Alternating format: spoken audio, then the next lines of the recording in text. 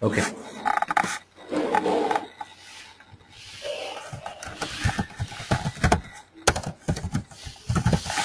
So today we are gonna talk on the configuration of Salesforce. Okay, so whenever you purchase or your client purchases the new licenses, the initial setup or the configuration, how it is done. So we are gonna talk on a few things for that. So first thing that we will talk is about the personal setup.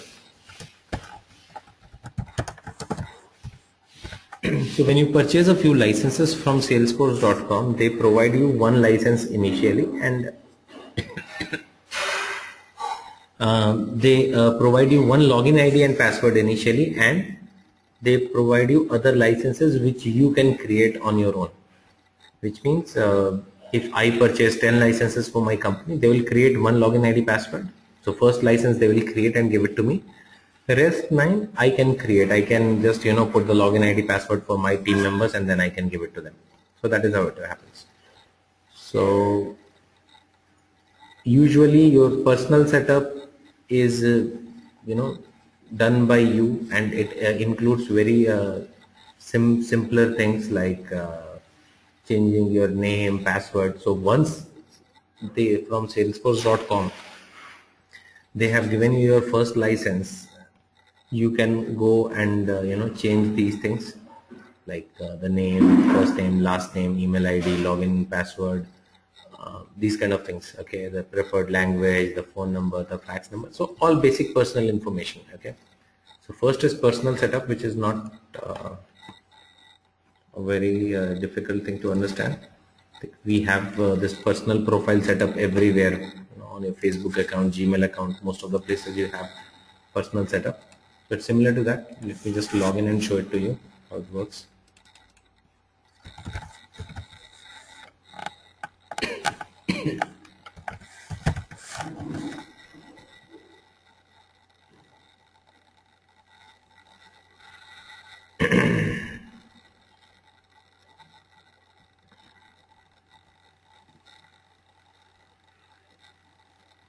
Give a minute, let me just log in.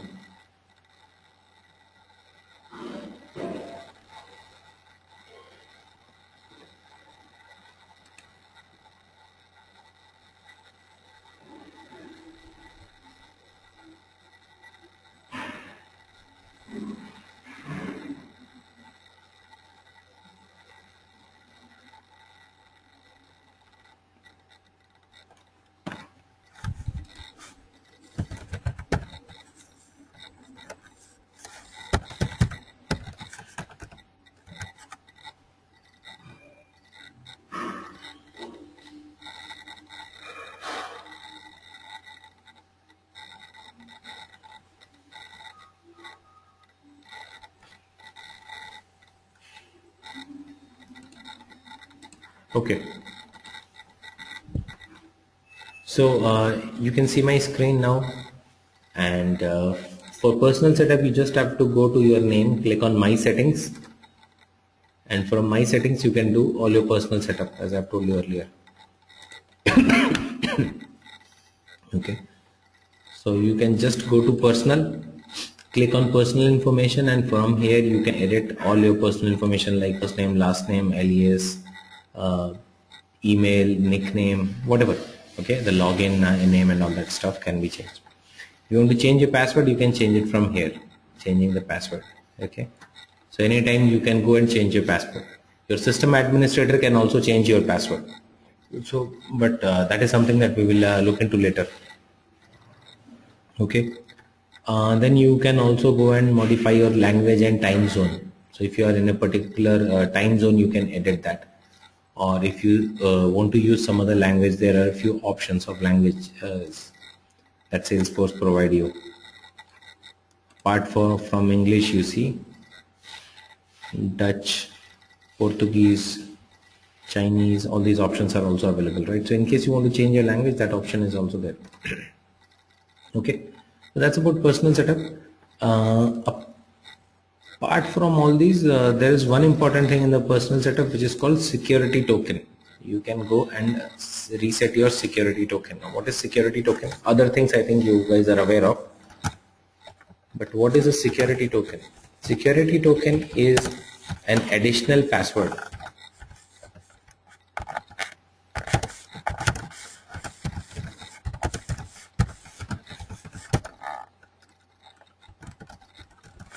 It's system generated password which needs to be combined with your actual password for security reasons. Okay, so it is used when you are using a desktop application or when you are trying to log in outside your trusted IP range. Okay, so if you are logging in outside your trusted IP range, if someone is logging in from a location which is not trusted, or if you are logging into a desktop application, Salesforce does have a few desktop application. Desktop application means the ones which need to be installed on the system.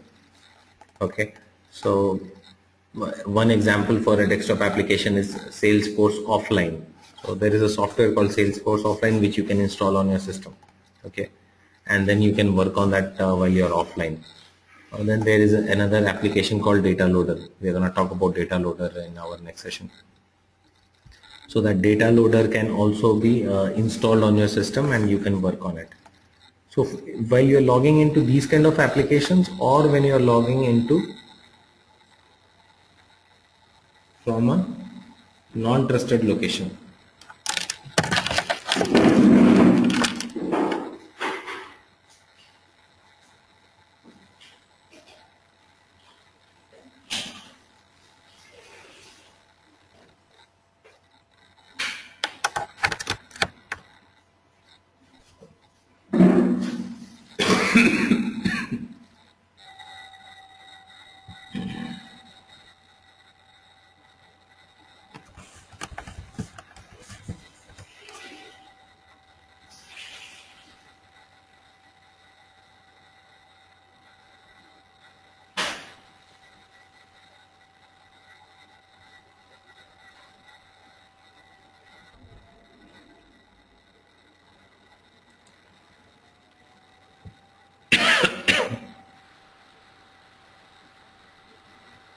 hello, yeah, can you hear me? Sorry, I think I lost the connection for a minute.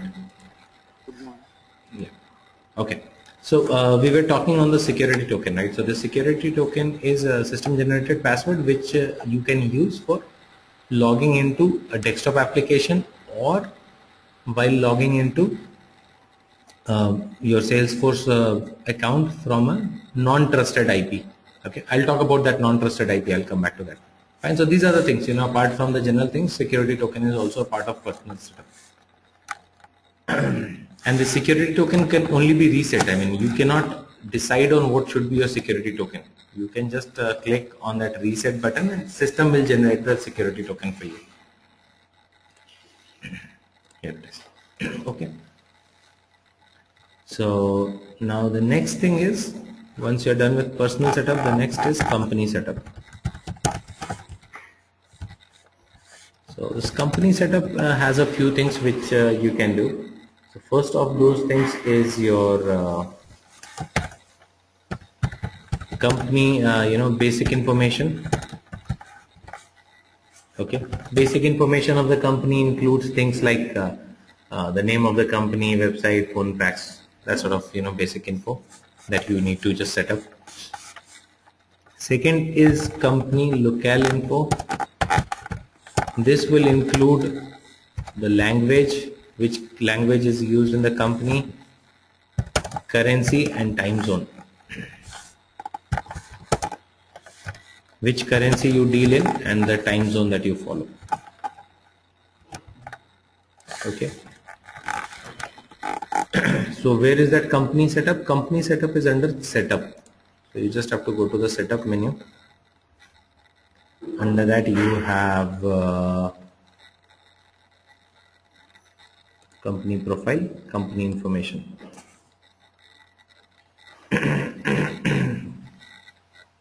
Okay. Now if you scroll down here,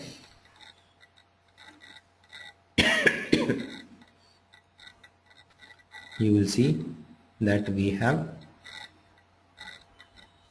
the company information or organization detail here. You can just click on edit, put the company name, phone, fax, street, city, all these things.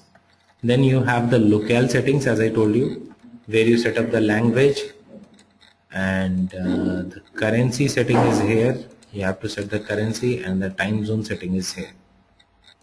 Okay, so that is this is where you set up all these things. Okay, now the time zone and language option you saw for a user also, right? This is default language, default time zone.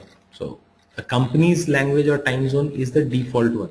Okay, which means if my company's default language is let's say default language for the company is Chinese, so every new user you create, by default his language will become Chinese. However, the user has that option, or the administrator has that option of changing the language for the user. Okay, then administrator, so the language change that you make on the user, that is more powerful. So default is by default, but if you go and make it to English, then it will be English for that user. For others, still it will still continue to be Chinese. So that is the thing. The same goes with the time zone also. If default time zone is Pacific, and some users are from Eastern, they can go and make the changes in their user personal setup. They can go and make changes. Got that thing? Okay. So after this basic info and locale info, the next thing that you have to set up for a company is the fiscal year. Fiscal year is the financial year. Okay. So when does the fiscal year start for the company? Does it start on 1st of April? Does it start on 1st of January or 1st of July? So that needs to be defined here. Okay. And what is the kind of what kind of a structure the fiscal year has? Most of the times we are aware of a structure which is 4 quarters of 3 months each. This is the most common structure, right? One fiscal year has 4 quarters, 1 quarter has 3 months. However, there are a few other structures of fiscal year as well, like 13 periods of 4 weeks each. And then there is another one, 4 quarters of 13 weeks each. So these are also structures, and there can be others also. So we are not getting into the complexities of finance or financial quarters. The only thing is that we just have to go and define whatever structure is followed by our company. Okay. So you will, if you are working for a client, you can just ask them that what kind of a structure they have. You just have to set it up in the fiscal year. Okay. Now the reason is, why are we setting up the fiscal year at all? Why do we need to set up the fiscal year for a company in Salesforce? What has Salesforce got to do with their fiscal year? While you do the reporting, at that point of time, a lot of reporting is done based on the fiscal year. Okay, so when you have this thing done, when you have the fiscal year set up, then your reporting becomes easier. You can use dynamic dates for the reporting.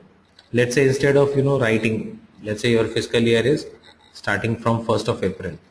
Okay, and you want a report of the first quarter. Okay, so if you just at the time of doing the reporting, if you just say first quarter, it will automatically take the year. Or if you say current quarter, it will automatically see which quarter is running, and then it will generate a report for that. You do not have to give the date that, okay, fine, the quarter that starts on October 1st and ends on 31st December. No, you just say current quarter. If it is in this quarter, it will create a report for this quarter. After 2 months, when the quarter changes, it will automatically take the dates accordingly, right? So reporting becomes a lot more easier with fiscal year that you define here. Okay, so where do we define the fiscal year? The same place, just below company information, there is fiscal year. Here you can define the fiscal year. Okay. So you just have to define fiscal year start month, which will be the start month of the fiscal year, and fiscal year's name is based on the ending month or the starting month. So that you have to define. Let's say my fiscal year start month is April, okay, and he says the fiscal year is based on the starting month, okay. So which means FY 2014 will be the one starting on April 2014. Got that?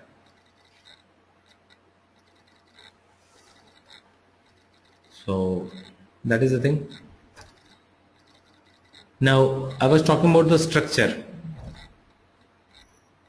That basic structure of fiscal year, if it is 4 quarters of 3 months each, you need to keep it standard fiscal year. If you have some other structure, then you need to go to custom fiscal year. Okay. So you can define custom fiscal years that match your company's financial planning requirements. Okay. So the structure for that is this kind of structure, 2 4 weeks months and a 5 week month, this kind of a structure. So if you have this 4 4 5 kind of structure and other structures, then you should go for a custom fiscal year, and here you have to you will have the option of defining your own fiscal year structure, okay, the way you want it. But if it is just a 4 quarter 3 months each, select the standard fiscal year. Till the time you are not very sure that your company is using a different fiscal year structure, don't make it custom fiscal year, because custom fiscal year you cannot revert to standard fiscal year. So once you have, after enabling custom fiscal year, you cannot revert to standard fiscal year. So if you just if you are working for a client and just for the sake of checking that, okay fine, let me just go and try something there, and then you realize that no, it was standard fiscal year, you cannot come back to a standard fiscal year. So that is a bit of challenge.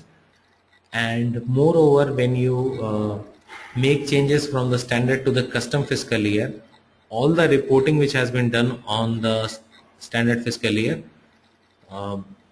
that information of that reporting, I mean not the data from the reports, but the dates that you have mentioned for the reporting, that also gets lost because the fiscal years have changed.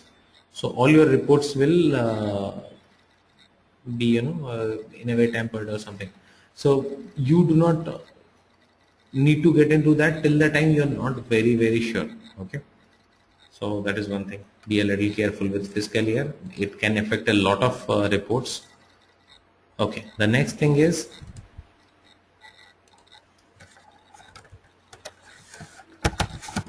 business hours.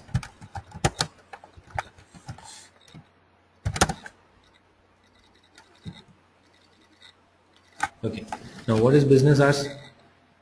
Business hours is your working times, right? What times do you work? Okay, now why do we need to define the business hours in Salesforce? This is mostly for your support team or customer support team. Okay, so what times your support team is available? Why this is required? This is required to calculate auto escalation rules. Okay, you can have certain escalation rules that, okay, if there is a case which has been raised by a client and that case does not get resolved within let's say 20 hours, or it does not get resolved within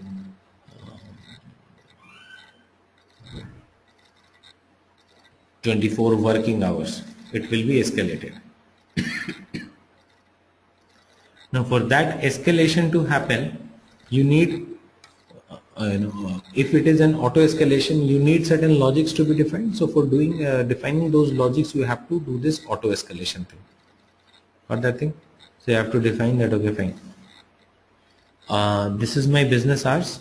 Calculate the time of the case for which the case has been opened based on this. Then it will kind of calculate it automatically and escalate the case when required. So escalation rule we will discuss later. Right now here in the company setup, you can just define the business hours. So this is where you define your business hours, and you can have multiple business hours. Okay, like you can have different support teams, one sitting in India, one sitting in some other place, and then you can have different support teams for different types of issues. So you always have that option of defining multiple business hours. So Sunday, what time you work, Monday, Tuesday, Wednesday. Okay, so this business hours will help you calculate the escalations, calculate the times for escalations when the case needs to be escalated. Okay, and what do you say, in addition to business hours you have that option of holidays also. Okay, what is this holiday thing? You can also define the holidays for your company. What are these holidays?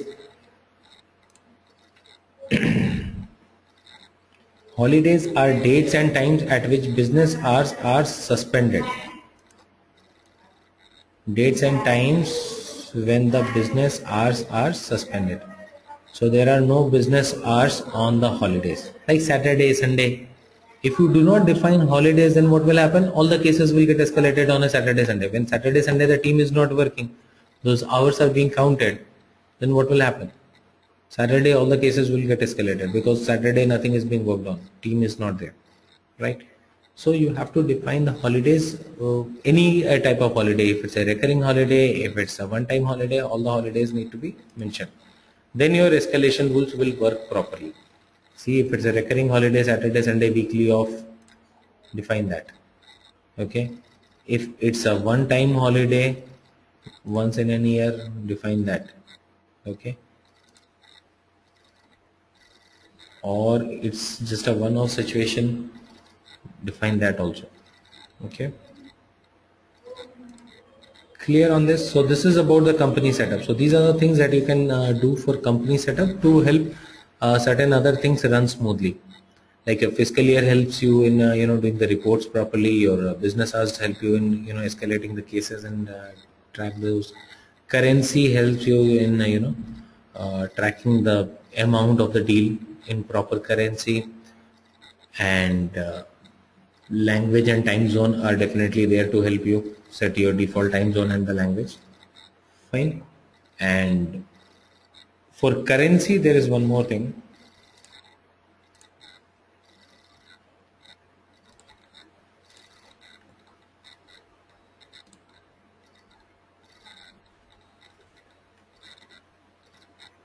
You have that option of using multiple currencies also. So though you have an option of selecting a currency, however you can also use multiple currencies. So this multiple currencies allows, sometimes you do business in multiple locations, right? You have clients from one country and then you have clients from some other country, and you sell products to them in different currencies, right? So that is where you will use multiple currencies. Okay.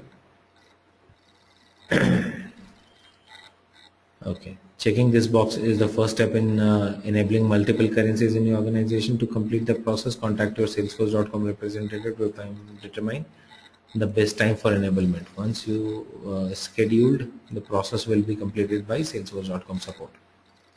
Okay. So earlier, a few days back, it was not available in the developer edition. Now they have just recently introduced it in the developer edition. Earlier in developer edition they just used to give you one currency option. However, when you purchase now also, I don't think they will let you have that multiple currencies on developer edition. However, if you have a paid license, you can always use multiple currencies. Okay, so if you're using multiple currency, then what happens, wherever there is an amount field, beside that you will have a drop down of the currency also. It will be like this.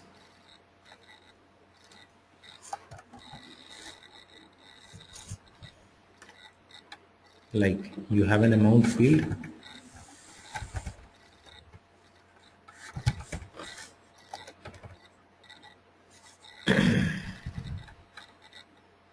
let's say this is your amount field. This is where you have to enter the amount. Here you will have a drop down of the currency. So this will be a drop down, whatever 2-3 currencies, let's say Indian rupees, US dollars and Australian dollars. You can click on the drop down and select the currency. So that is it. I mean, just for your understanding, because you're not able to see multiple currencies here, but that is how it works. Okay. So that's about our company setup. Now the next thing that we are going to talk about is security and identity confirmation. What is security and identity confirmation? This is just a security process used by Salesforce to confirm the identity of the user, whether the person who is logging in is the correct person or not. Okay. So there is a certain process which Salesforce follows when you try to log in. Okay, I'll tell you about the process, complete process. But before that, we will talk about another stuff. Now, security is a bit of a concern for all the companies which are using Salesforce. Don't you feel so? Security is a big concern, right? For all the companies which are using Salesforce. Why it is a concern? It's a concern because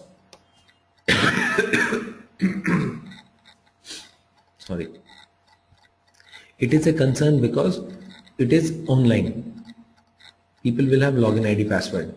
You are concerned about if someone steals your password and then misuses it. That is one. Second concern that you may have is if the people who already are authorized to log in, let's say your company's user, if he tries to log in outside the company, that can also happen, right? So the concern is from both the sides, internal users as well as external users. Most of the times when I talk to a client for Salesforce, let's say they are using a very simple kind of a database, Microsoft Excel, they are maintaining everything on an Excel spreadsheet.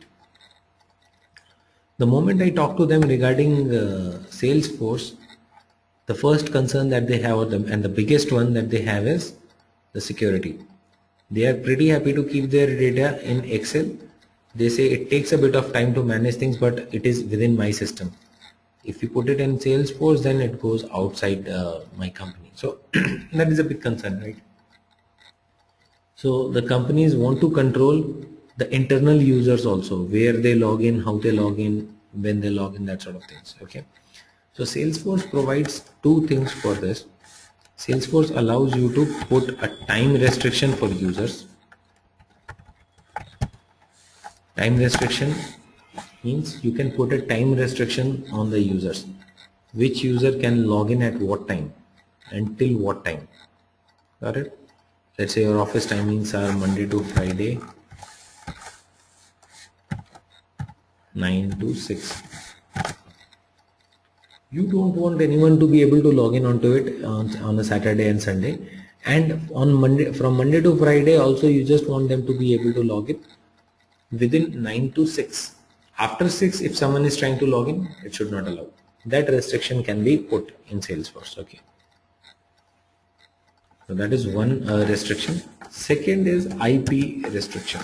It allows you to restrict your users to certain IP addresses. Okay. Restricting users to IP addresses means Salesforce allows you to define a trusted IP range. I was talking about trusted IP range earlier. It allows you to define a trusted IP range. That okay, from this IP to this IP is my trusted IP range. Now that trusted IP range is where the user can easily log in. Okay. And anything, any IP address outside that trusted is non-trusted IP. Okay. So this is the thing. So these are two, restrictions which an administrator or a company can impose on the users. Okay, time restriction and IP restriction. All right, now let's go to the next one.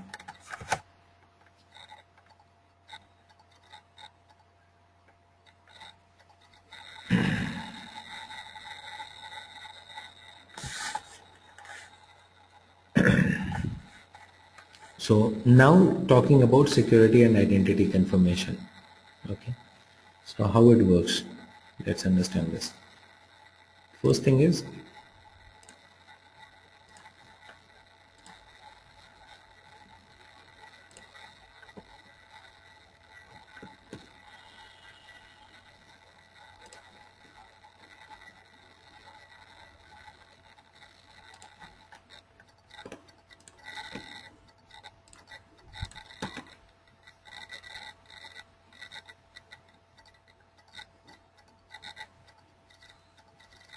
okay, so first is the login attempt.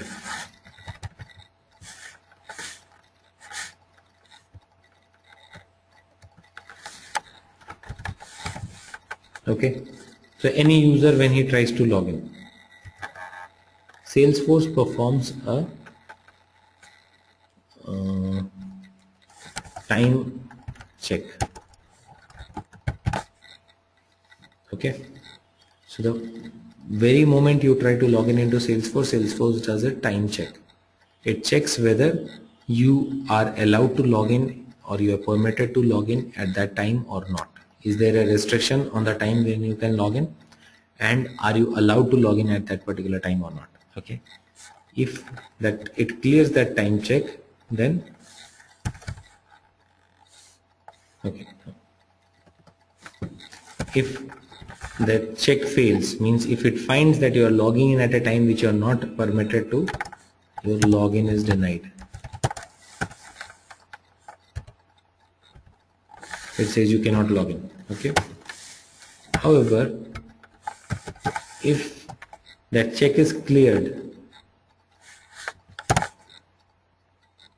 then it takes you to another level of check, which is IP check. Okay, so all these things will happen in backend. I mean, it is not going to ask you that, okay, fine, I'm now doing the IP check and all. Every time you log in into Salesforce, all these things happen in the backend. Okay, so this IP check happens. First is the time check. If the time check fails, login is denied. If it clears, then it goes to the IP check. Now in IP check, here if it's cleared, login is allowed. Okay, however, this fails, then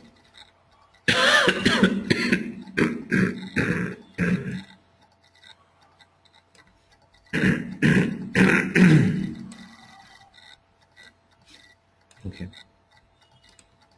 however, if it fails, then you have to,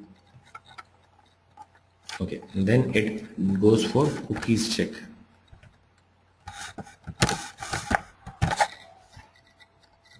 Okay, if the IP address fails, which means if it finds that you're logging in from a non-trusted IP address, you have a defined set range of trusted IP, right? So if it finds that you're not logging in from the trusted IP, then it will do a cookies check. What is cookies check? Internet browsing history check. It will check the internet browsing history to find that have you logged in from that computer earlier or not. Okay, so in cookies check, if it finds that yeah, earlier you have logged in, then the check gets cleared and login is allowed. But if that cookies check also fails, then it takes you to the next level where it asks for verification code.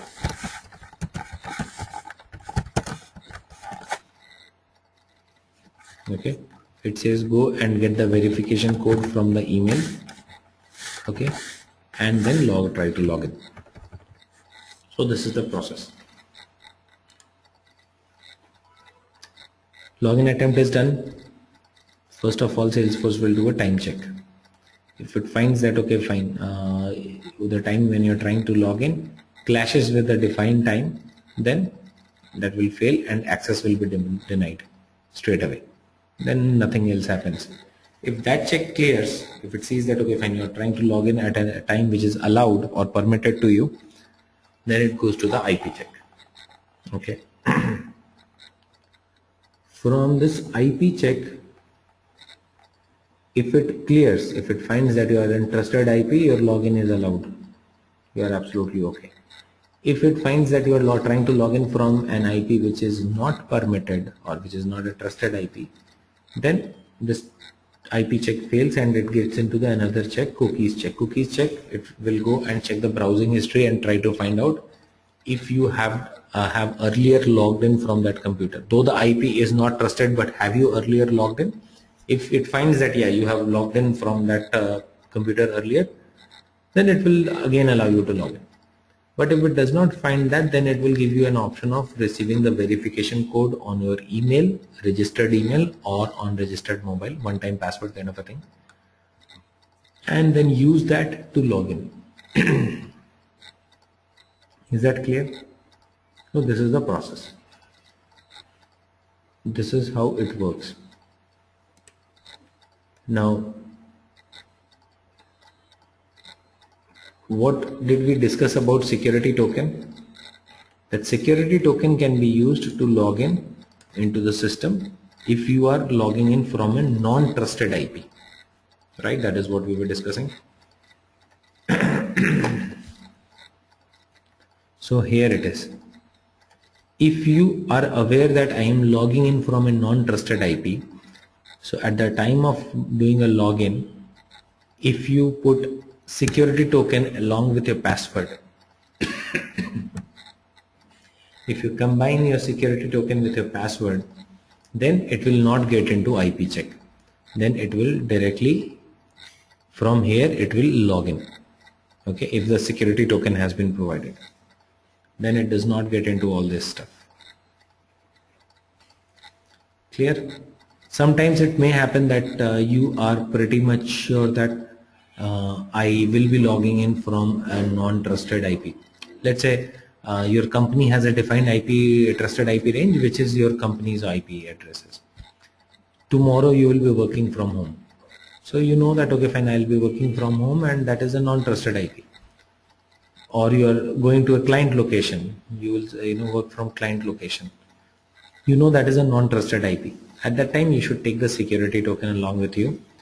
Then you don't have to go through all these things. Nothing will happen. You don't have to get a verification code and all that stuff. You just try to make a login attempt. Then it will still check the time thing, that the time is permitted or not. If the time is permitted, you will straight away get into login. Got it? Clear? Simple concept. Now I just have a question from you all. We saw that there are two restrictions, time and the IP address. Okay, we saw that for time restriction, Salesforce is very strict.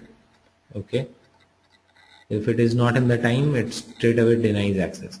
However, when it comes to IP restriction, it's being a little more lenient, right? It says that okay fine, if the IP is not in the trusted one, go and check the browsing history. That is also not there. Receive a verification code and then log in. And on top of this, there is a security token option also, which helps you for the IP thing. Now, what do you feel? Why Salesforce is so lenient when it comes to IP address and so strict when it comes to the time? Why do you think it's so lenient with the IP address point? Anyone can answer.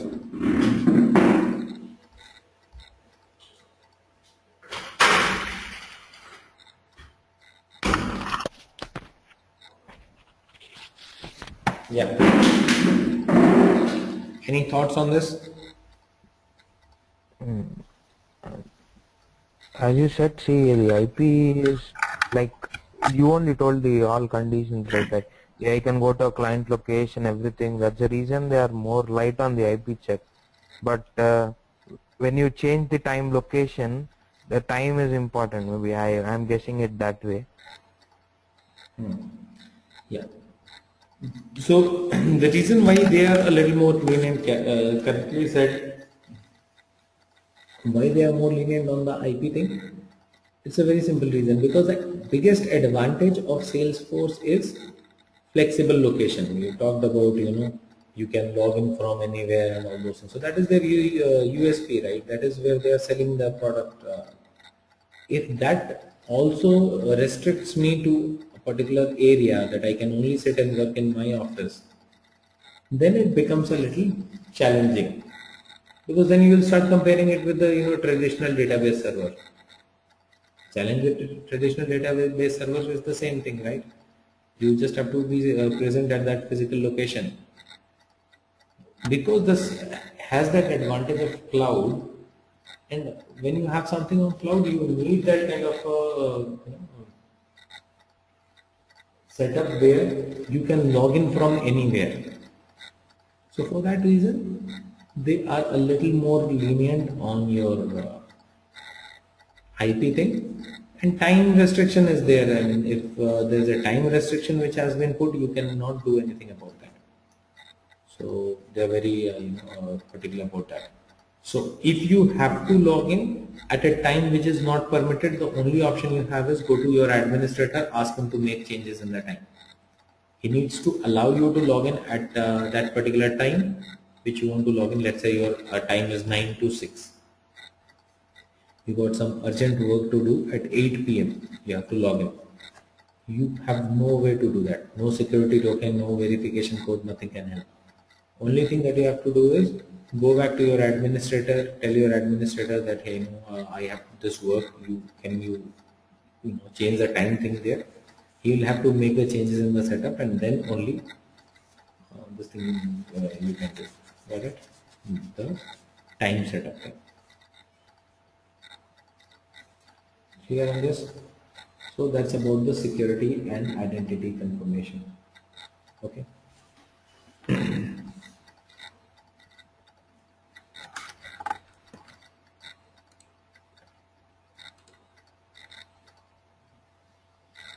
Okay. There's one more thing which is called licenses. We have already talked about editions. We know what are the editions, right? We have talked about the enterprise, professional, unlimited, performance, these editions, right? Then there is another concept of licenses. Okay. What is this license concept? I just want you to understand this concept a little. Edition is primarily for your company. Editions are for company. And license is for individuals. Got that?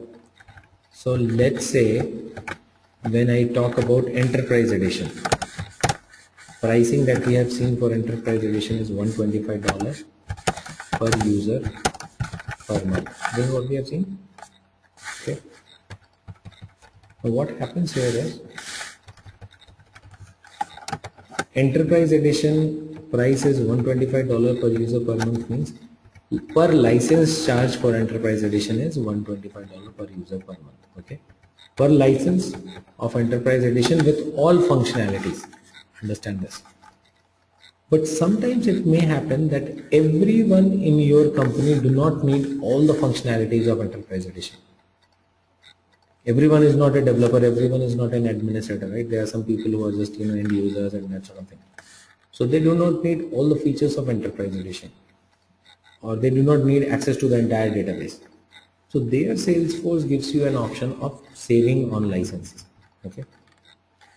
So there is a license called Salesforce license. Okay. Salesforce license is the normal license with all the features. Okay. So if you have enterprise edition and you take Salesforce licenses, it's going to cost you $125. There's another license which is called platform license. Okay. Now platform license will cost you only $25. But this will allows access only to custom apps. Okay. Which means This platform license, we have talked earlier that Salesforce provides standard applications which are by from their side, and they also allow us to create our own applications, right? So platform license is for people who just need to use the custom apps, the ones designed by you. If there is a team, let's say HR team, there are 5 people, they will use an application which you have designed.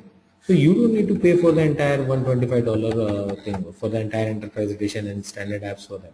You just pay $25, but they will not be able to see any standard app. They will only see the custom app. So that's good. I mean, for people who do not need to see the standard app, you can save a lot of money on the licensing.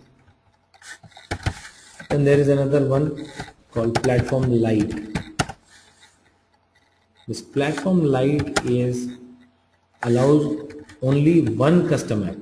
This, okay, there can be some people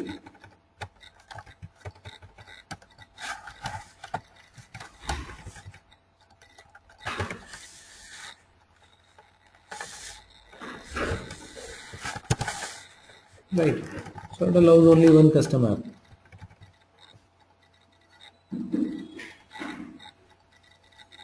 Platform Lite, yeah, force.com license it's called. So the pricing are different, right? So I just want you to understand this license concept a little. They keep on coming with different types of licenses and all that stuff. So, you know, they have a lot of options within that where you can save money. Like there is a customer portal license which is meant for customers. There is a pricing for that. There's a partner portal license which is meant for partners. There's a different pricing for that. So you don't need to pay $125 for everyone. Only for people who need access to everything, you will pay $125, and then depending on your requirement, okay, fine. This set of people will only use custom apps, so there is a platform license for them. These sort of people are customers and they need customer portal license. There's a license for that. So this is one concept. The licensing concept is something that I just wanted you to have a little idea on. Right? Gradually, when we move into our training, we'll talk about a few more such concepts. Fine. So clear on this part? The license thing. Do we now understand what's the difference between the edition and license? Within an edition, then there can be multiple licenses. Okay. So that is it. So edition price that you see is for the full featured license of that edition. Okay. And then you have a few other licenses which can help you save a bit of money. Clear? So I think we talked about a few things today. We talked about the personal setup. Then we talked in the personal setup. We saw that okay, what all things can we do, and we also talked about what is the security token. And then we talked about the company setup. What all things can be set up for the company: basic information, local fiscal year, business hours, holidays. Then we went ahead and talked about the security restrictions which can be imposed by the administrator on the users, the time restrictions, IP restrictions, and security and identity confirmation, the process which is followed by Salesforce when you try to log in to just confirm whether you are the correct user or not. So it kind of checks the time and all that stuff. And then we talked about licenses. Clear on this? All right. So then we'll just have it till here for today.